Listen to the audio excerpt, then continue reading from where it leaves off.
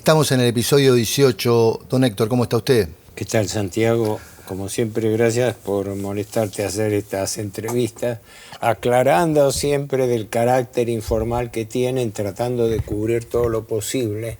Aquello que yo diría que el lector, el ciudadano corriente, escucha o por ahí se le pasa todos los días y no repara en cuál es el contenido de lo que se está hablando, ¿no? Porque el último programa lo dejamos medio inconcluso en materia de presupuesto. Sí, claro, porque abordamos en el 15 y 16 la cuestión de las finanzas públicas, claro, y un punto central o neurálgico que hace, claro, a la planificación y gobernanza es el presupuesto, que por ahí el vulgo o el común de las personas no lo tienen tan claro, don Héctor. ¿Le parece que abordemos en este episodio el tema presupuesto? Sí, efectivamente. La definición más clara que se puede decir y más sintética es esta. El presupuesto es la instrumentación de la política económica del gobierno. La tan cacareada expresión del presupuesto es la ley de leyes en materia económica, es efectivamente válida, es cierta, aunque en la práctica normalmente no es válida porque al presupuesto se le presta poco respeto, y peor todavía en este momento en que tenemos un gobierno que en forma unilateral se está manejando sin presupuesto aprobado por el Congreso, lo cual es una transgresión constitucional muy grave. No tenemos presupuesto. Por eso es importante terminar de conceptualizar esto, para después, ahora o en la próxima charla, cuando tengamos tiempo, aclarar qué es lo que está pasando con este chiste de que tenemos un gobierno que está tomando medidas, pero no tiene presupuesto. O mejor dicho, el presupuesto que tiene es una prórroga discrecional del presupuesto del año anterior. Que si mal no recuerdo, Fernández había prorrogado. No, después oportunamente lo podemos hablar eso porque es importante, pero no.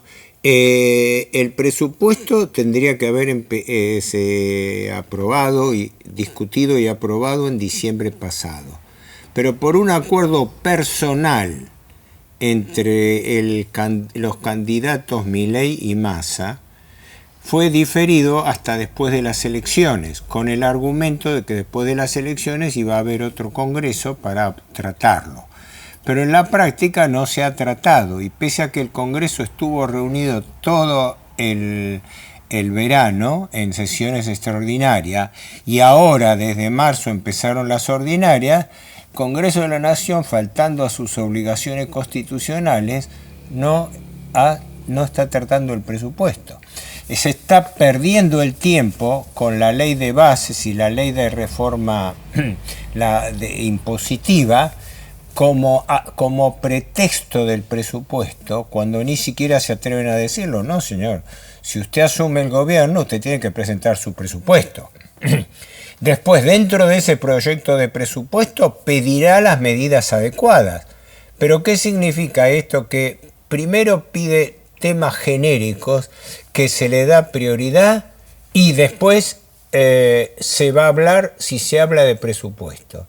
No confundamos los términos, porque esto yo diría que mejor terminásemos primero con este tema de qué es el presupuesto y cómo se financia, para después plantearnos el interrogante de fondo. Sí. Porque ¿cómo es esto que se le está dando prioridad a ver, por ejemplo, ¿no? Entre uno de los ejemplos deliberadamente irritantes, cómo es que se le está dando prioridad a discutir la transformación de los clubes deportivos de fútbol en sociedades anónimas, y falta hablar del presupuesto de la nación argentina, que es muchísimo más importante que eso, ¿no? O por qué determinados programas tienen que ser o no aprobados, como pasa con el RIGI y otros más, antes del presupuesto. Señor, las inversiones que van a venir en el RIGI son privadas, vendrán a futuro. Muéstreme sus cuentas de hoy. porque el presupuesto, ahí es el concepto, el presupuesto es la valorización del plan económico del gobierno. Y si un gobierno no tiene presupuesto, quiere decir que no tiene plan económico.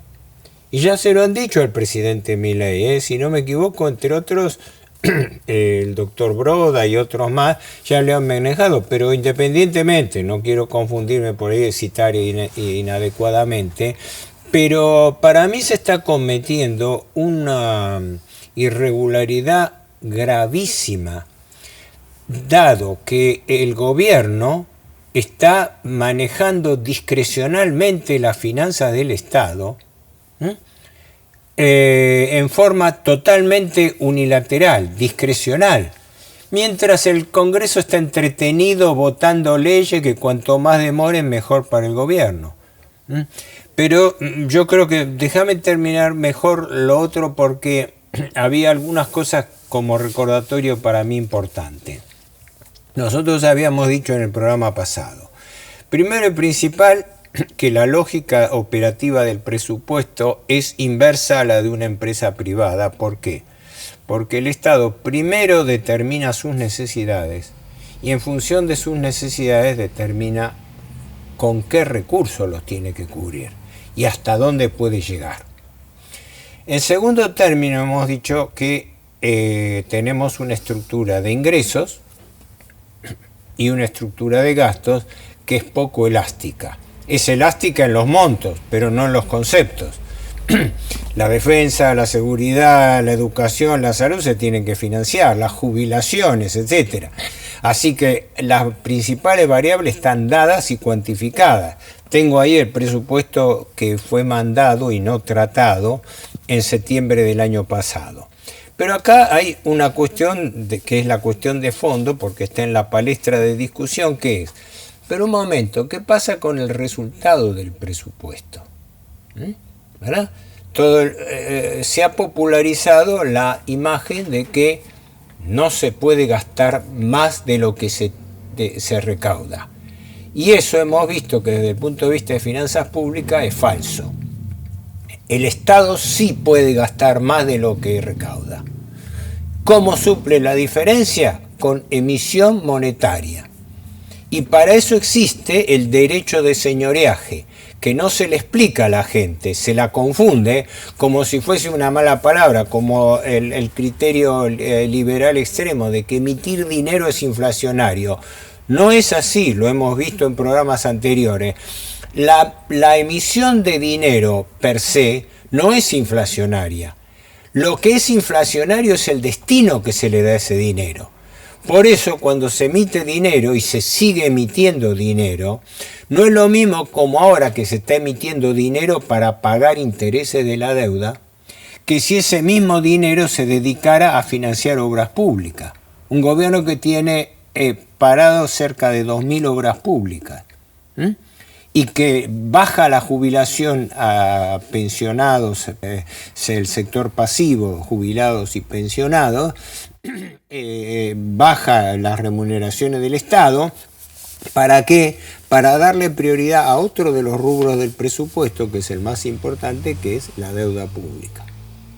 Pero, para no dispersarnos, tenemos que esta supuesta verdad, que es una verdad de perogrullo, de que el Estado no puede gastar más de lo que recauda, es falsa, porque el Estado tiene una herramienta para hacerlo. Si no, lo que ocurre es lo que está ocurriendo ahora, que hablan con la frase hecha hasta la mitad. No hay que emitir dinero porque el dinero es inflacionario. Hasta ahí parece que el razonamiento está bien, pero no completan la frase. La frase se completa diciendo, hay que emitir deuda porque la deuda por la cual pagamos intereses, esa también es inflacionaria y además beneficia con ese interés de usura a los capitalistas que nos prestan dinero. Una diferencia fundamental, una diferencia esencial. Se está engañando a la gente, agitándole el espantapájaro de la emisión como sinónimo de inflación, cuando en realidad lo que se está proponiendo es el aumento de la deuda. A ver, vuelvo a este tema porque parece que no se entiende. En 6 meses, el actual gobierno, después de una devaluación inicial del valor de la deuda en pesos, pero tomando los datos a fin de diciembre, ha aumentado la deuda en 71.000 millones de dólares, a un ritmo de 13.300 millones de dólares por mes. El mismo gobierno que dice que no hay que hay que cortar el gasto público y todo, pero el principal gasto público es la deuda. Y resulta que se está hablando de cortar la emisión monetaria para aumentar la deuda. Y el plan de ajuste que se está haciendo es para pagar los intereses de la deuda. O sea que, por eso digo, lleguemos con tiempo a este tema, porque la primera pregunta que se hace es, ¿qué pasa cuando, como tradicionalmente en la Argentina, efectivamente los gastos superan a los ingresos? Dijimos que hay 3 fuentes básicas y clásicas de financiamiento. Mayor presión tributaria, aumentar los impuestos. En la Argentina no hay mucho margen para eso. Segundo, emitir en forma controlada moneda, es decir, hacer uso del derecho de señoreaje, o tomar deuda, pagando intereses. El presidente y el establishment gobernante promueve tomar deuda en lugar de emitir dinero. Emitan deuda y no emitan moneda. Ese es el mensaje, que era la vieja premisa del doctor Beberaye Allende.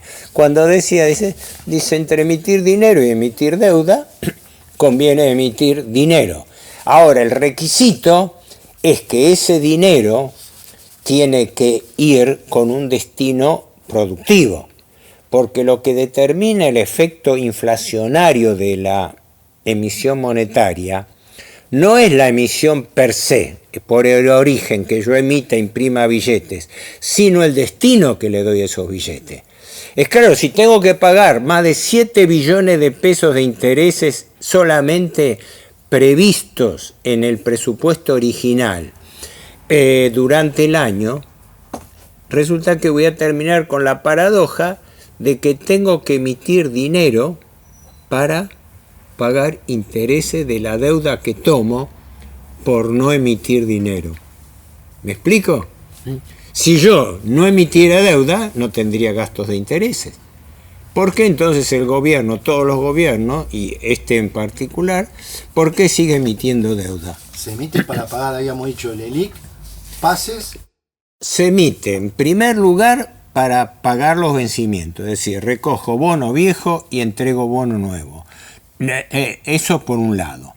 Después, se emite deuda nueva, porque el Banco Central está traspasando la deuda que tiene del ELIC y de pases pasivos, la está traspasando al Estado. Pero son 2 ventanillas diferentes del mismo dueño, que es el Estado. Nada más que la deuda que antes estaba en el ELIC, ahora liquidada, se transforma en deuda que toma el Tesoro. O sea, en lugar de tomar deuda por la ventanilla del Banco Central, que es un organismo autárquico, se toma por el lado del Tesoro. Pero, primero hay que entender esto. ¿Cuál es el resultado fiscal de un presupuesto? El resultado fiscal es obvio. Ingresos menos egresos. Recursos menos gastos. Si el saldo da negativo, allí, si fuese una actividad privada, se diría, usted no puede gastar más de lo que recauda. En el caso del Estado no es cierto. Por ende se le está mintiendo a la gente, se le está engañando, diciéndole no se puede, algo que sí se puede. La forma de administrarlo después será discutible o no, pero no la negativa en sí. ¿Por qué? Porque si no, vuelvo a repetir, si no se emite dinero, se emite deuda. Y eso es lo que está haciendo el gobierno, es decir, no está emitiendo dinero para emitir deuda, con un agravante, que en realidad también eso es falso, porque se está emitiendo dinero, se estaba emitiendo dinero a razón de un ritmo de 2 billones de pesos por mes por parte del Banco Central, pero ¿para qué? Para pagar intereses de las LELIC y los pases pasivos.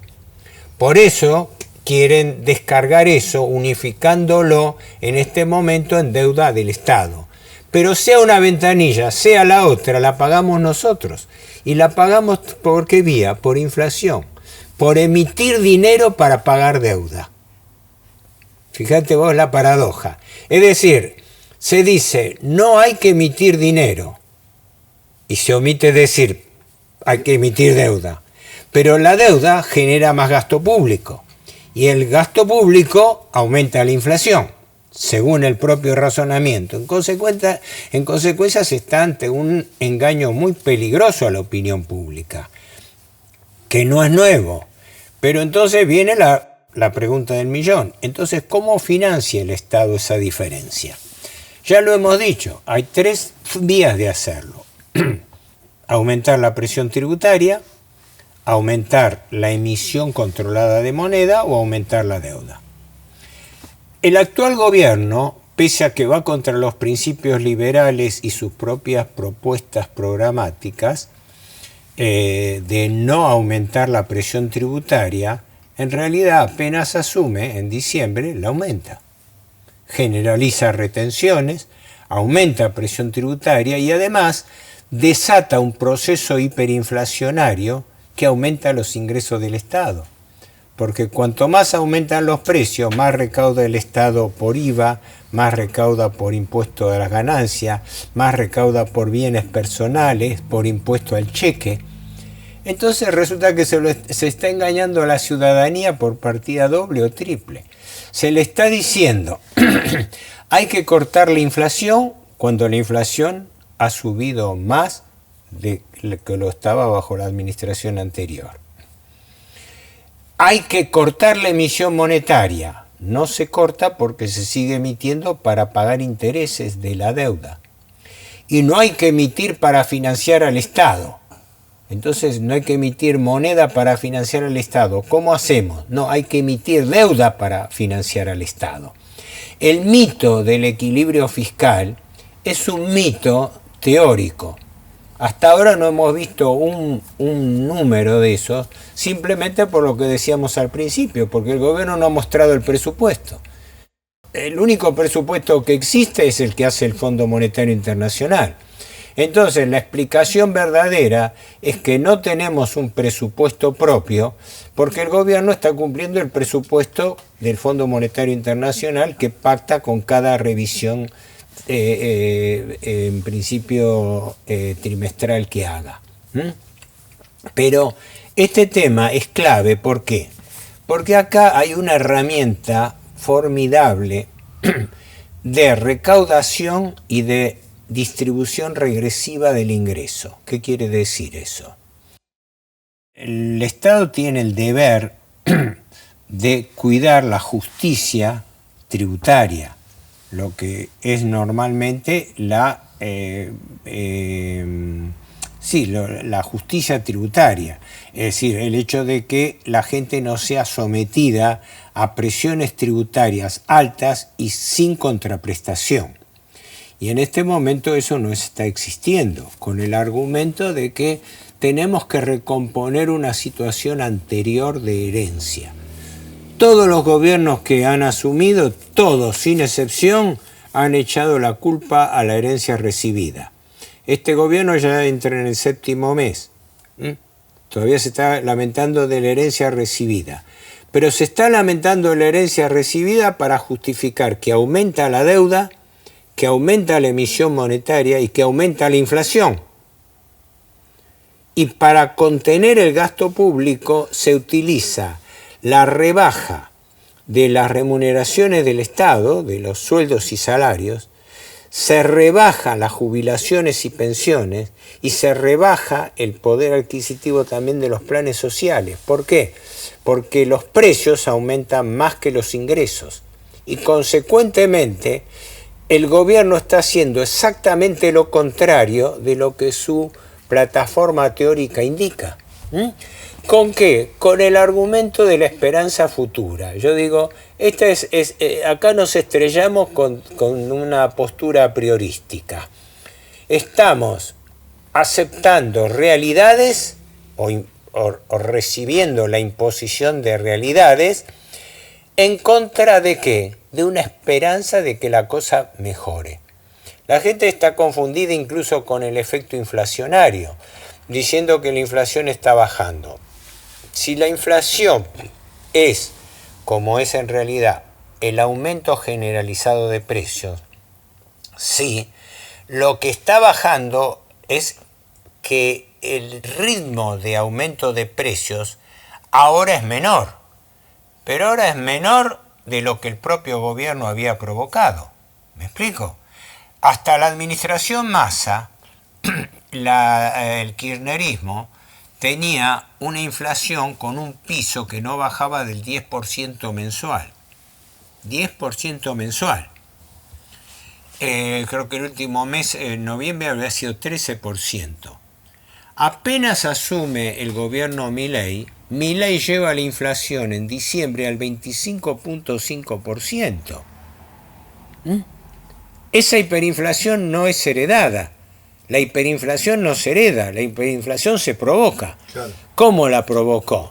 Haciendo una macro devaluación del peso, llevando el dólar a 800 pesos, y ese dólar se trasladó a los precios y provocó inflación. Pero él dice que evitó que había una inflación de 17.000 puntos en expectativa. Eso es una ofensa a la inteligencia, es una ofensa de la inteligencia directamente. El razonamiento, que todavía hay gente que le está pidiendo de dónde sacó el número, es que si se proyectara anualmente la inflación que hubo en los primeros días de asunción de su gobierno, entonces la proyección acumulada podría dar 17.000% anual. Un disparate total, porque no está fundado en ningún cálculo que lo respalde y se utiliza para engañar a la población directamente, ¿no? Pero dijo eso el mismo día que juró. ¿Cómo? El mismo día que juró, el 10 de diciembre, arrancó diciendo... Sí, en el discurso inicial, y lo volvió a repetir posteriormente en el discurso de apertura del Congreso, primero en el discurso que dio al asumir el gobierno, y después también lo volvió a repetir incluso en varias oportunidades. Pero económicamente no tiene ningún asidero eso. No tiene ningún respaldo conocido, es simplemente una proyección teórica. Es como si yo te dijera, mirá, vos me aumentaste el precio del pan un 20% ayer. A ver, si el pan aumentara el 20% todos los días me daría 20.000. Bueno, pero es una proyección. Son herramientas para espantar a la gente, hablarle a la gente de cosas que desconoce, ¿no? Como vos mismo comentabas, el tema del señoriaje. Sí, el presidente habla de señoriaje y la gente no sabe qué es el señoriaje. Lo toma como una mala palabra, cuando el señoriaje es una función legítima del Estado. Después, si se aplica bien o se aplica mal, eso es responsabilidad de cada gobierno. Y este gobierno justamente está aplicando mal el señoriaje porque vende la imagen de que no quiere aplicar señoriaje porque quiere aumentar la deuda. Entonces habla mal del señoriaje, que es la herramienta legítima para aumentar el circulante público necesario.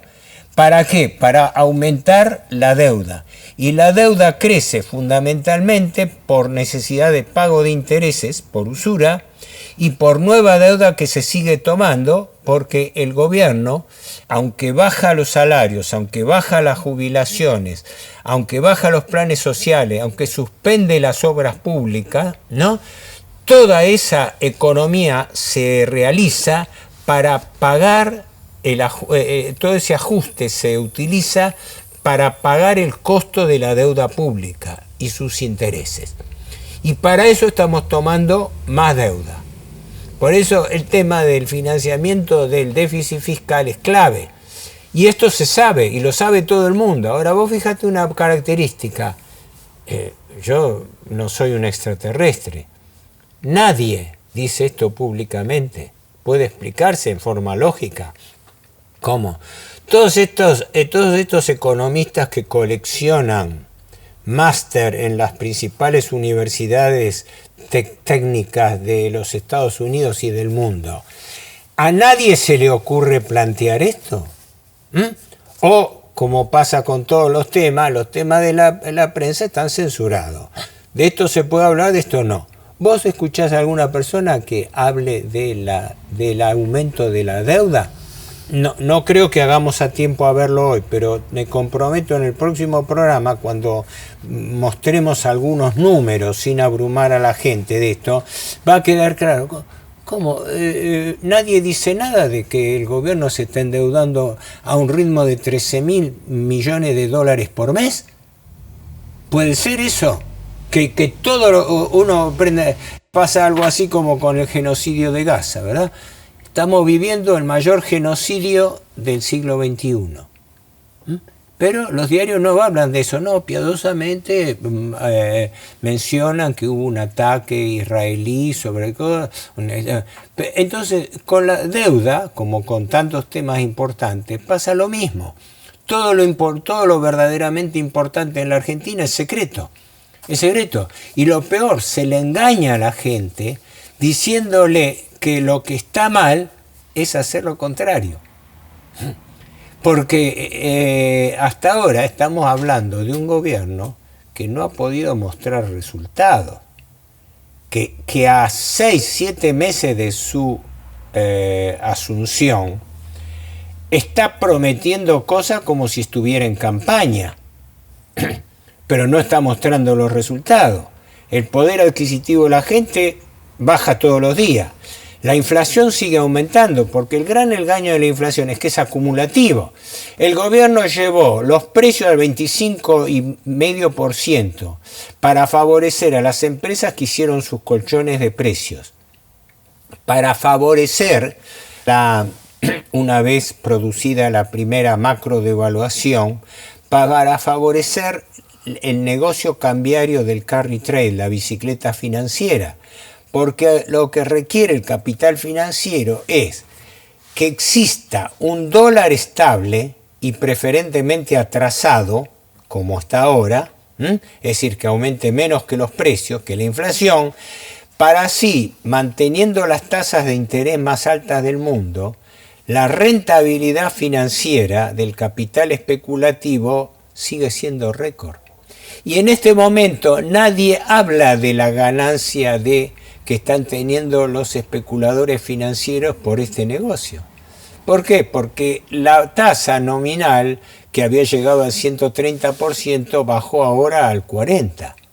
Sí, pero bajó al 40% con un dólar atrasado, con un dólar que está 30-40% o más debajo de la inflación. Con lo cual quiere decir que el dólar, el peso, vale más expresado en dólares. Entonces el especulador que viene y coloca dinero acá a interés, hoy en día gana más que antes. Es un tema más complejo que no quiero complicarlo demasiado, pero esto es la importancia de lo que no se habla. ¿Qué ocurre? Todo esto está, a mi juicio, inserto en el problema del resultado fiscal, porque las cuentas el gobierno las hace al revés. Existe lo que se llama superávit fiscal primario y resultado financiero, que es una cosa y que es la otra. Es muy simple. El resultado fiscal primario... Ese no cuenta la deuda, ¿puede ser? No cuenta los intereses de la deuda, claro. Efectivamente. Es cuánto recaudo menos cuánto gasto, y el resultado, si es negativo, es decir, si positivo o negativo, es decir, la resta de uno a otro, ¿no? A los recursos le resto los gastos. Ese resultado es el resultado primario. Cuando tengo ese resultado primario me fijo cuántos intereses tengo que pagar de deuda. Porque el capital no se paga, el capital se renueva totalmente. Hasta el último centavo de deuda que vence, se recibe bono viejo y se entrega bono nuevo. Lo que se paga son los intereses. Y las 3/4 partes del ajuste que está haciendo el gobierno, este superávit fiscal que está obteniendo a costa de bajarle los sueldos a la gente, a los jubilados, provocando inflación, las 3/4 partes de ese dinero va a ¿qué? A pagar intereses de la deuda pública. Quiere decir que el mismo gobierno que no quiere emitir, que dice que no quiere emitir, por un lado sigue emitiendo para pagar intereses, pero por otro lado no emite dinero, pero emite deuda. Al emitir deuda, obviamente, aumenta el stock de deuda. La deuda es el principal componente neto del gasto público, más incluso que las jubilaciones netas, porque las jubilaciones específicamente netas tienen ingresos también, mientras que los intereses prácticamente no. ¿Le parece una última reflexión sobre el presupuesto y cerramos este capítulo, Héctor? Sí, sí. Yo digo en el sentido de el presupuesto como pivote desde donde el Estado proyecta o se organiza las finanzas públicas. Es que el presupuesto es, por definición, la traducción en pesos del plan económico. Claro. Y este gobierno no explicita su plan económico porque no tiene presupuesto. ¿Cuál es el plan económico del gobierno? Claro. El presidente viaja, da discursos ampulosos hablando. El plan económico, ¿cuál es el plan económico del gobierno? ¿Cuáles son sus resultados? Es decir, en este momento, sí, ¿que quiere usted resultados del gobierno? Sí, los tenemos. La inflación, con una proyección de, creo que daba 267% anualizado. El peso con dólar atrasado. Las tasas de interés más elevadas del mundo. Caída del poder adquisitivo de la gente, baja de las remuneraciones, baja de las jubilaciones y pensiones, baja de los planes sociales. Los aumentos de sueldo y jubilaciones son menores que los precios, o sea, los precios aumentan más. La famosa comparación que se ponía en la época peronista, ¿no? Que los precios aumentan por el ascensor y los salarios por la escalera, ¿no? ¿Qué ocurre? Esto, en términos acumulativos desde este gobierno, significa que las remuneraciones han caído ya en términos netos, reales, comparados con la inflación, más de un 15%. Y las remuneraciones, los salarios, los sueldos y salarios. Y las jubilaciones han caído aparentemente más del 23%. Y el gobierno sigue entreteniendo la clase política, la casta, la llamada casta, porque se entiende que es la casta política, porque la casta financiera es la que apoya al gobierno. Entonces, el gobierno con la casta política le da largas al asunto, al tema de la ley de base, para que el Congreso esté entretenido con cosas que no hacen a la realidad, mientras se está manejando con un presupuesto unilateral, donde decide discrecionalmente qué y cómo gasta. Y resulta que para eso hace un plan de ajuste y el principal destino del plan de ajuste es pagar ¿qué? Intereses de la deuda. Ahí se cierra el circuito. Quiere decir que todo esto proviene de un pecado original, digamos así, que es haber planteado indebidamente el problema del déficit fiscal. ¿Por qué? Porque se le dice a la gente, no se va a gastar más de lo que se recauda. Y eso no es cierto. Primero, porque se está gastando más de lo que se recauda. Lo que ocurre es que en lugar de mostrarlo en pesos, está apareciendo como deuda. Esto es como decir, vos tenés un sueldo, no un ingreso a fin de mes, ¿no? Y decís, no, este mes cerré las cuentas, lo más bien. Y tu señora te dice, ¿pero cómo? Nos faltaron 100.000 pesos. Ah, no, eso firmé un pagaré, es decir, emití deuda a futuro. Ah, pero eso es gasto también. Claro. Ah, no, la deuda no se computa como gasto. La deuda se registra aparte, pero no aparece en el presupuesto. En el presupuesto se informa cuánto es la deuda, pero la deuda no se paga. Lo único que se paga son los intereses de la deuda. Y los intereses de la deuda son tanto o equivalentes a lo que se paga por todo el gasto previsional, que es el principal rubro de gasto del Estado. ¿Por qué? Porque por un lado hay un gasto público de jubilaciones y pensiones, sí, pero por otro lado hay también ingresos, porque el gobierno cobra ingresos por la ANSES, ¿no? Y además, ese dinero no es un gasto, es devolución de un dinero que ha sido retenido compulsivamente. Quiere decir que yo, jubilado, soy acreedor del Estado con tanto mayor derecho y legitimidad que un especulador financiero. Héctor, está muy lindo. ¿Lo continuamos la semana que viene? Sí, quería por lo menos redondear lo que no habíamos, creo, llegado a comentar, aunque siempre quedan cosas que yo me anoto puntos, pero nunca se pueden cubrir todos.